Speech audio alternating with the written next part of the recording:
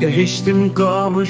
kamışlo yarevnek Bedev xemeli bajarê şîrîn Gelê me rûnê azadî rinde Şadan bikin warê kamışloya zêrîn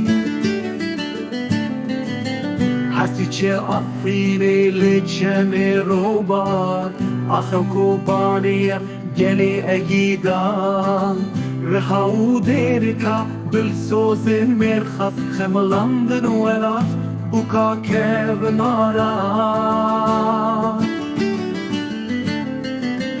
Hewlêr û xanekîn hêlîna şêran Şengal û Kerkûka Qamişlo û Efrîn Derk û Hesîçe warên zerdeşt Geş bajarên me ne di nav baxê gul